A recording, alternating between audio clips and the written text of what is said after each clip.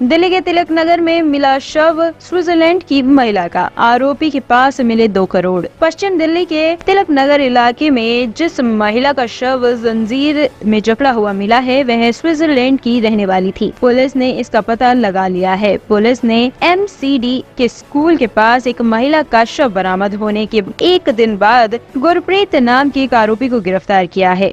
Call सुबह 8:45 से 9 बजे के बीच एक तिलक नगर थाने में रिसीव हुई थी। उस PCR कॉल का संज्ञान लेते हुए लोकल पुलिस और थाने की जो स्पेशलाइज्ड टीम्स हैं और डिस्ट्रिक्ट की जो स्पेशलाइज्ड टीम्स है वो मौके पर पहुंची। साथ ही साथ फॉरेंसिक टीम अपनी और DDU से डॉक्टर्स को भी बुलाया गया, जिससे कि ये थोड़ा सा जानकारी मिल पाए कि घटना जो हुई है या मृत्यु जो हुई है उसका क्या कारण रहा होगा। और लेकिन उस पर कोई डेफिनेटिव जवाब हमें उस समय पे नहीं मिल पाया। प्राइमा फेसाई हमें लगा कि ये मर्डर का मामला है, तो हमने धारा 302 और 201 IPC में मुकदमा दर्ज करके और तफ्तीश शुरू करी। उस तफ्तीश के दौरान जब आसपास के कैमरे चेक करे गए तो उसमें दिखा कि एक सस्पिशियस गाड़ी है जो उसी समय पे वहां से निकली है। लोकल पूछताछ में ये सामने आया था कि कोई एक टाइम विंडो है जिसमें जिससे पहले वहां पर कोई इस तरह की डेड बॉडी नहीं थी और फिर वो डेड बॉडी पाई गई। तो उस टाइम विंडो को यूटिलाइज करते हुए हमने वो गाड़ी आइडेंटिफाई करी। जब उसको पीछे ट्रेस करा गया तो पाया गया कि ये जनकपुरी से कुछ ही समय पहले किसी एक सेकेंड हैंड कार डीलर से कैश के पेमेंट पे खरीदी गई है।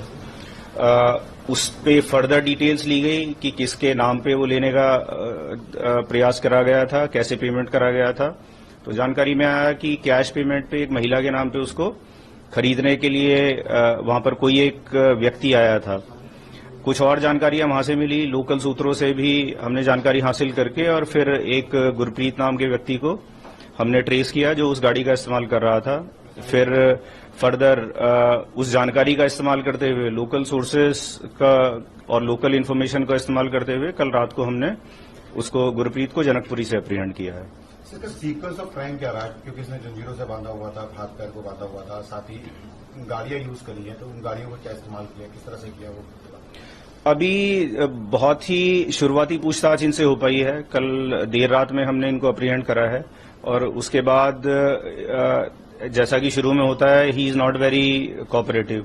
तो जैसे जैसे हमारे पास फैक्ट्स आते जाएंगे और उनका साथ ही हम वेरिफिकेशन करते जाएंगे कि जो ये हमें बता रहे हैं वो whether it is backed by the circumstances और बाय द एविडेंसेस। कंफर्मेशन आने के बाद आप लोगों के साथ फर्दर डिटेल्स शेयर। अभी तो जैसा कि मैंने कहा कि इनका वर्जन है वो, तो वो मैं आपको कंफर्मेशन के बाद ही मैं आपको बता पाऊंगा कि क्या क्या चीजें इसमें इस्तेमाल हुई है और उनका क्या इसमें रोल है पूरी घटना में। गाड़ी डंप करने के लिए बॉडी गाड़ी डंप करने के लिए इस्तेमाल करी वो जाने गाड़ी जो बॉडी डंप करने के लिए इस्तेमाल करी है वो कंफर्म्ड फैक्ट है कि इन्होंने एक सेंट्रो गाड़ी का इस्तेमाल करा था। और जैसा कि मैंने पहले बताया कि उसी जानकारी पर काम करते हुए हम इसको अपने एक्यूज को आइडेंटिफाई करने में और अप्रीहेंड करने में सफल हुए हैं। सर डिजीज का क्या प्रोफाइल है, क्या विदेशी है, क्या अभी तक की क्या जानकारी है? अभी तक की जानकारी में कुछ एक तथ्य ऐसे सामने आए हैं जिससे कि ऐसा इंगित होता है कि वो एक विदेशी महिला हो सकती है। वो फैक्ट्स वेरीफाई करे जा रहे हैं। एक बार कंफर्मेशन आ जाएगा then will share the details with you. Sir आरोपी के पास से कुछ 2.25 करोड़ रुपए के करीब कैश भी रिकवर हुआ है, उस बारे में that was not part of our investigation. लेकिन जब अप्रीहेंशन के दौरान एक बड़े कैश की रिकवरी वहां से हुई है जहां से इनको अप्रीहेंड करा गया, लेकिन उसको लेकर एक स्टैंडर्ड प्रोटोकॉल है जो हम लोगों को फॉलो करना होता है। तो स्टैंडर्ड प्रोटोकॉल अमल में लाया जा रहा है।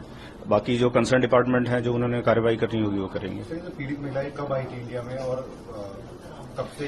As I said earlier identity is yet to be confirmed, लेकिन अभी तक जो फैक्ट्स हमारे सामने आए हैं वो तकरीबन 8 या 10 दिन से ये लोग एक दूसरे के संपर्क में थे।